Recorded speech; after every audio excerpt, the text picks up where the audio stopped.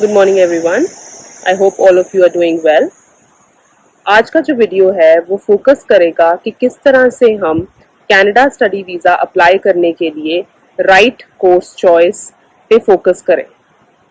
जब भी हम कनाडा स्टूडेंट वीज़ाज के रिजल्ट्स देखते हैं तो बहुत बारी लिखा आता है that your propose studies are not reasonable in the light of your previous qualification, work experience, academics, or your English proficiency scores. Why do we get such results and why do we go wrong in making a course choice? आज हम समझेंगे सबसे importantly कि जब भी आपको Canada student visa के लिए फाइल लगानी है तो आपका राइट कोर्स चॉइस किस तरह से किया जा सकता है। सबसे पहले हम बात करेंगे the type of courses which are offered in Canadian study visa, I mean the courses that are being offered in Canadian educational institutions. Starting from the first one, which is for 1 year, is certificate program. एक certificate program offer किया जाता है students को, जो कि 1 year का program होता है, and this is for all of your reference कि आपको वो 1 year का program तभी choose करना चाहिए अगर आप ग्रेजुएट हैं इंडिया से या किसी भी अपनी होम कंट्री से और आप किसी स्पेशलाइजेशन के लिए आगे जाना चाहते हैं तो आप 1 ईयर का कोर्स चूज। फॉर एग्जांपल, अगर आपने नर्सिंग की हुई है इंडिया से और अंडर ग्रेजुएट डिग्री आपकी कंप्लीटेड है, some of my students are also registered nurses in India, तो आप एक सर्टिफिकेट प्रोग्राम भी चूज करेंगे लाइक पर्सनल सपोर्ट वर्कर और सोशल सर्विस वर्कर में अगर कोई सर्टिफिकेट प्रोग्राम आपको मिलता है तो वो वैलिड चॉइस रहेगी। बट अगर कोई स्टूडेंट 12th स्टैंडर्ड के बाद जस्ट आफ्टर कंप्लीटिंग ग्रेड 12 एक सर्टिफिकेट प्रोग्राम चूज करता है कि जो कि एक 1 ईयर का प्रोग्राम होता है तो उसकी वीजा प्रोबेबिलिटी कम हो जाती है। So this is regarding certificate programs. Now next I am going to talk about diploma programs. Diploma programs 2 years के होते हैं in most of the institutions in Canada, चाहे वो पब्लिक हो या प्राइवेट हो, चाहे वो यूनिवर्सिटी हो या वो कॉलेज हो। So like diploma in computer science, diploma in electronics, early childhood education diploma or paralegal, and there are so many like this in every field. So diploma किसको choose करना चाहिए? अगर आपने 10th के बाद 12th की है और आपने आगे studies के लिए कनाडा जाना है, so आप simply 2 years का डिप्लोमा प्रोग्राम चूज करके 3 years के वर्क परमिट के लिए, पोस्ट ग्रेजुएट वर्क परमिट के लिए एलिजिबल हो सकते हैं।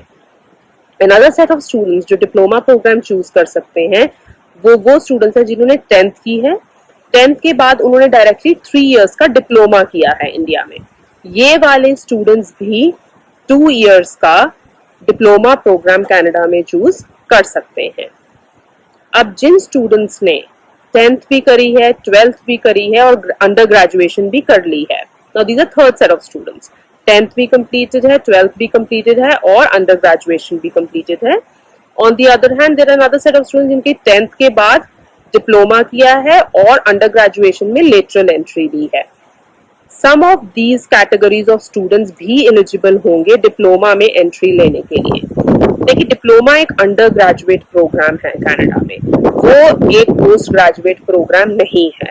2 years diploma is an under graduate program in Canada. अगर आप चॉइस करते हैं 2 years डिप्लोमा प्रोग्राम की 10th एंड 12th कंप्लीट करने के बाद, तो वो एक बिल्कुल वैलिड चॉइस है।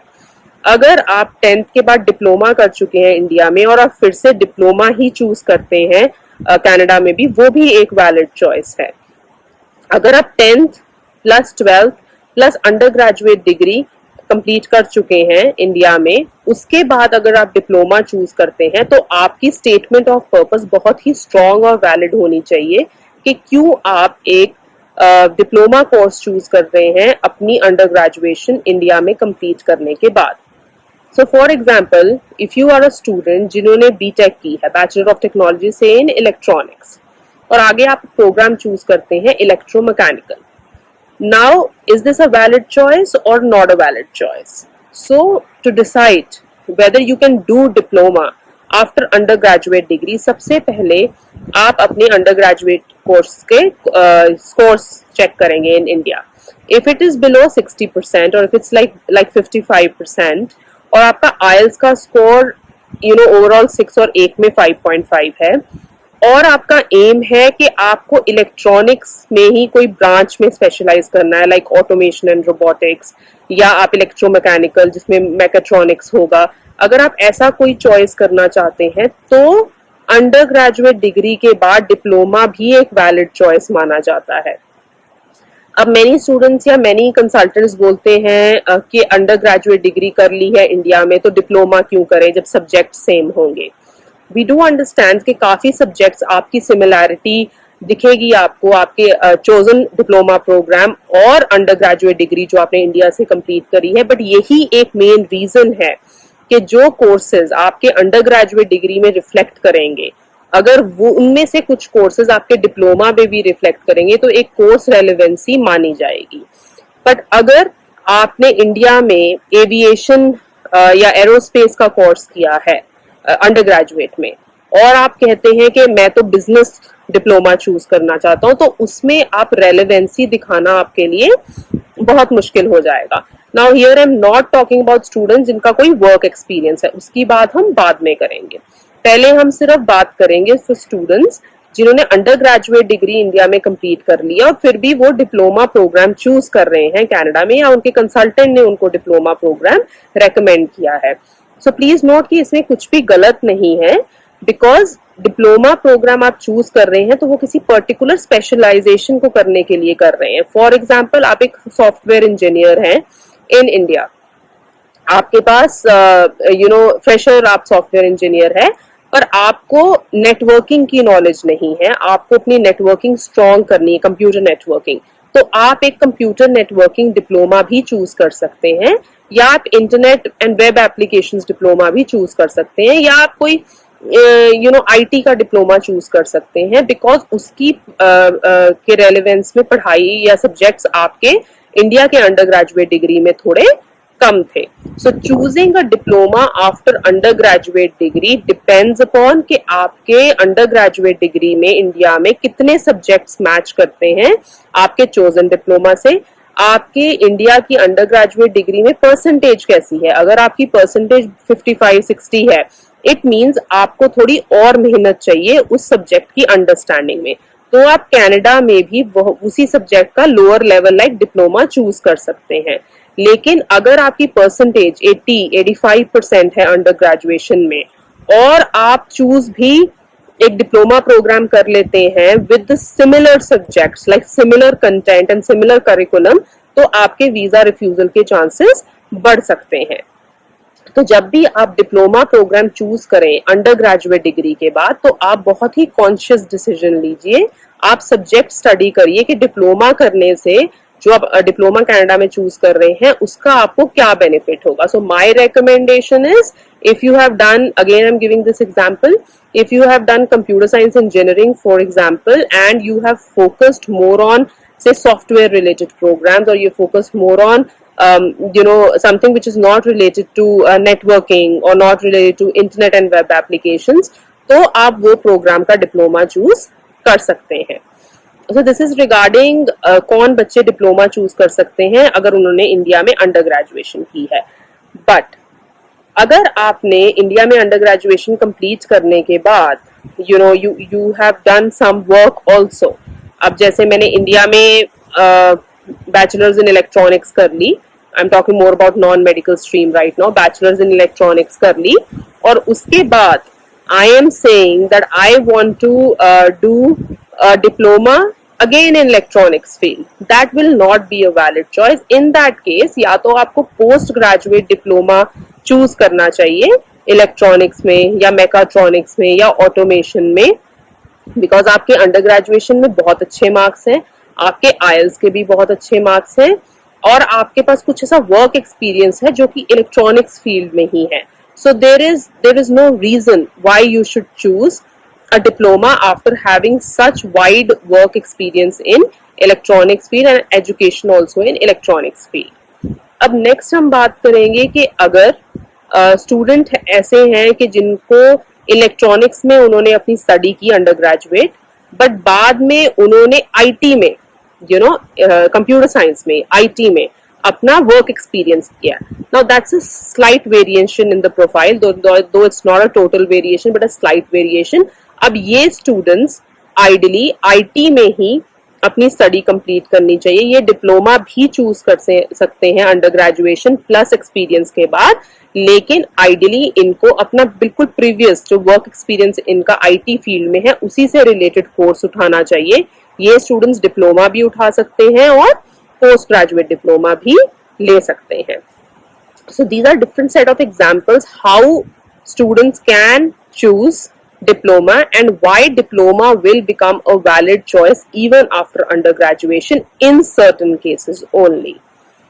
But the ideal transition from an undergraduate degree in India would be a postgraduate diploma or a post-baccalaureate degree in Canada. Now, students who have completed, say, a degree in, let's say, biotech, then these students can go in for post-baccalaureate diploma in environmental sciences, post-baccalaureate diploma in sustainable management, or post-baccalaureate diploma in food and nutrition, or postgraduate diploma in any of these streams. So if you have to understand the difference between postgraduate diplomas and degrees, so universities जो होंगी वो mostly आपको degrees offer करेंगे at under graduate and masters level. जो post graduate diploma होगा वो usually आपको colleges में मिलेगा, जहां की आपको 2 इयर्स का पोस्ट ग्रेजुएट डिप्लोमा या 1 ईयर का पोस्ट ग्रेजुएट डिप्लोमा करने की अपॉर्चुनिटी मिल सकती है. Now many of the students are confuse कि क्या वो यूनिवर्सिटी में पढ़ने जाएं या वो कॉलेज में पढ़ने जाएं. तो जौन से स्टूडेंट्स कॉलेज में पढ़ने जाते हैं, किसी भी कम्युनिटी गवर्नमेंट कॉलेज में कनाडा में पढ़ने जाते हैं, जिसको हम गवर्नमेंट डीएलआई कम्युनिटी डीएलआई कहते हैं, these all students who will study for 1 year in a postgraduate diploma in the college will be entitled only for 1 year of postgraduate work permit. अगर students 2 years का postgraduate diploma करेंगे तो वो 3 years of postgraduate work permit के लिए eligible होंगे. Now there are students who are looking at doing a postgraduate course from a university. So please note, university में भी postgraduate diplomas and postgraduate degrees offer होती हैं. But जब भी कोई स्टूडेंट यूनिवर्सिटी में कोई भी कोर्स करता है, चाहे वो अंडर ग्रेजुएट हो या पोस्ट ग्रेजुएट हो, so the number of points that he और she gets during permanent residency will be slightly higher than if you have studied in a college. तो इस तरह से आप चॉइस कर सकते हैं कि क्या आपको पोस्ट ग्रेजुएट डिप्लोमा चूज करना है या डिग्री चूज करनी है. पोस्ट ग्रेजुएट डिप्लोमा करें या पोस्ट ग्रेजुएट डिग्री करें, 2 इयर्स की करेंगे तो 3 इयर्स का ही वर्क परमिट मिलेगा. यूनिवर्सिटी या कॉलेज में पढ़ने से पोस्ट ग्रेजुएट वर्क परमिट पे कोई इम्पैक्ट नहीं आता है. इनफैक्ट जिस चीज पे इम्पैक्ट आता है वो आपका बजट है. अगर आप किसी यूनिवर्सिटी में स्टडी करना चाहेंगे तो मोस्ट प्रोबेबली उसका बजट थोड़ा ज्यादा होगा, आपको थोड़ा इकोनॉमिकली मोर प्रोफिशिएंट होना पड़ेगा, because you'll be ending up paying a little higher in the university. While अगर आप कॉलेज में पढ़ेंगे तो आप थोड़ा कम पे करके भी सिमिलर कोर्स क्रेडेंशियल को you can achieve. So my suggestion would be that आप अपनी पॉकेट देखें, अपना बजट देखें, क्योंकि एक बार ही जब कोई भी स्टूडेंट वर्क परमिट पे आके वहां का परमानेंट रेजिडेंट बन जाता है कनाडा का, तो उसके लिए अगर वो दोबारा पढ़ना चाहता है, suppose he wants to do a 1 year masters in a university, then उसकी जो कॉस्ट होगी आफ्टर बिकमिंग पीआर वो हाफ रह जाएगी. लिटरली वो डोमेस्टिक रेजिडेंट की तरह हो जाएगा और उसकी जो कॉस्ट ऑफ एजुकेशन होगी वो बहुत ही कम होगी in comparison to somebody who is an international student. So my recommendation is that if you want to choose a postgraduate degree or an undergraduate degree in Canada, ideally आप 2 years का डिप्लोमे पे आइए, आप अपनी डिप्लोमा के बाद थोड़ा work experience gain करिए, उसके बाद आप किसी यूनिवर्सिटी में डिग्री या पोस्ट ग्रेजुएट डिग्री पढ़िए. उस टाइम पे अगर आप परमानेंट रेजिडेंट होंगे कंट्री के तो आपकी कॉस्ट ऑफ एजुकेशन बिल्कुल हाफ हो जाएगी, 50% हो जाएगी. तो अगर अभी आप पढ़ाई के लिए 2 इयर्स की स्टडी के लिए 15 लाख एक्सपेंडिचर कर रहे हैं, तो आफ्टर परमानेंट रेजिडेंट बनने के बाद आपको 2 इयर्स की स्टडी के लिए hardly 7 to 8 lakh he spend करना होगा। And the best thing will be, तब तक आप एक्वेंट हो जाएंगे कनाडा के पूरे प्रोसीजर के साथ और आप अर्निंग के साथ साथ भी पढ़ाई कर पाएंगे। Now there is another topic which students usually talk about, university pathway programs, credit transfer programs. So इसमें क्या है कि जब आपने किसी भी कॉलेज में, कम्युनिटी कॉलेज में कोई भी डिप्लोमा या कोई भी डिग्री कोर्स भी चूज किया है, तो हर इंस्टीट्यूशन का यूनिवर्सिटी के साथ टाई अप होता है, डिफरेंट डिफरेंट यूनिवर्सिटीज के साथ, and you can choose to transfer your credits of your course from a college to a tier, जो उनकी यूनिवर्सिटी टाई अप है उनके, वहां पर आप अपने क्रेडिट्स ट्रांसफर करने की रिक्वेस्ट डाल सकते हैं और अपने कोर्स के बीच में ही आप यूनिवर्सिटी में जाके भी पढ़ाई कर सकते हैं. So that is another benefit that most of the institutions in Canada are providing today. So this was just a little gist about कि आपको किस टाइप का कोर्स चूज करना चाहिए when, ताकि आपका कोर्स चॉइस पे कभी रिफ्यूजल ना आए. The next point that I can discuss about a little bit is what is a fast track program, what is an advanced diploma program, because I did not focus on this in my the video that I have almost ending right now. So अगर आप अपना fast track programme की बात करेंगे तो fast track program एक, as the name suggest, it's fast track. तो जो 2 years का प्रोग्राम है, अगर आप एक मेच्योर स्टूडेंट हैं, by mature I mean that you have sort of completed your undergraduation and you have also, you're a civil engineer, you have completed your undergraduation, you have some work experience also in the same field. अगर आप चाहें तो आप एक fast track programme choose कर सकते हैं, जो कि अगर डिप्लोमा होगा किसी कॉलेज में या पीजी डिप्लोमा होगा, उसको अगर वो 2 years का होगा, तो सिंस आपने अंडर ग्रेजुएशन की हुई है वो आपको फास्ट ट्रैक दे देंगे और वही प्रोग्राम आप 1 year में कंप्लीट कर पाएंगे. मतलब आपको लेटरल एंट्री मिल जाएगी टू द सेकेंड ईयर. तो अगर आप सिविल इंजीनियर हैं तो आपको कंस्ट्रक्शन मैनेजमेंट के सेकेंड ईयर में लेटरल एंट्री मिल सकती है. So this is what you call as a fast track program. Now let's talk about advanced diploma program. Advanced diploma program is usually for 3 years. I recommend a lot of students to do this. देखिए, अगर आपके marks आपके grade 12 में थोड़े कम हैं या अगर आपके अंडर ग्रेजुएट में भी मार्क्स कम हैं, तो आप ट्राई करिए कि आप एडवांस डिप्लोमा प्रोग्राम लीजिए, बिकॉज उसमें आपकी स्किल्स एनहांस होने के ज्यादा चांसेस होते हैं. और वीजा ऑफिसर भी देखता है कि स्टूडेंट का इंटेंट रियली पढ़ने का है, वो सिर्फ वहाँ 2 years plus 3 years of work permit के लिए नहीं जा रहा है, 2 years ऑफ स्टडी और 3 years के वर्क परमिट के लिए नहीं जा रहा है. In fact the student has intending to study hard, and that's why after completing a lot of studies in India, he or she is trying to take a 3 years advanced diploma in Canada. So when you're choosing an advanced diploma, please look at your previous academic profile. If it has some weaknesses, choosing an advanced diploma program is going to add a positive impact on your visa success rate. So this is about different kind of programs that are offered in Canada and why or why not you should choose a diploma or a degree or a fast track or a postgraduate diploma or a post-baccalaureate degree in Canada. But if you have any more questions, let me know. I can give you more examples. In fact, one example is just coming to my mind for students who are from the aviation background or students who are from the medical background. If you have completed BDS, Bachelor's of Dental Surgery in India, you will have to end up studying dental hygiene or dental assisting level 1 and 2 in Canada, because for you people, you need to start from the root. You need to understand the tools. You need to start right from the root to study in Canada.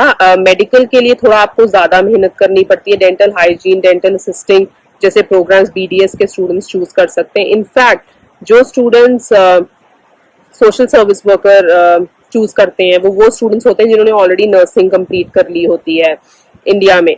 Like if you completed nursing in India, you will still end up choosing a diploma in practical nursing in Canada, because अगर आपको technical domain में जाना है तो आपको right from the bottom of the pyramid start करना पड़ेगा in Canada for your choice of education, so that you can meet their credentials. क्योंकि लिए वहाँ पर आपको registered nurse बनना है या वहाँ के आपको national exams देने हैं, तो आपको basic education of that particular field Canada से ही कंप्लीट करनी पड़ती है.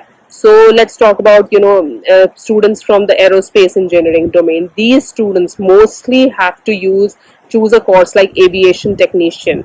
Why they have to choose aviation technician? Because these courses do not really have a postgraduate, like aerospace engineering does not really have many choices in the postgraduate domain. Students have to begin right from aviation technician and then go level by level up to meet to be able to progress in the field of aerospace engineering or research or aviation. So these are some of the examples that I could think about right now for students who are planning to pursue their higher studies in Canada in the coming time. So I hope that I was able to clear how you may choose the relevant program for your studies. And thank you for watching today's video. And we'll be back with some more videos with very important topics that are usually ringing in the minds of students who are planning to spend a lot of money for studying overseas. I hope all of you are keeping safe at home. So thank you for watching once again, and we will be joining in very soon with another video with an important topic that would be of relevance while you are filing your student visa to Canada. So thank you very much.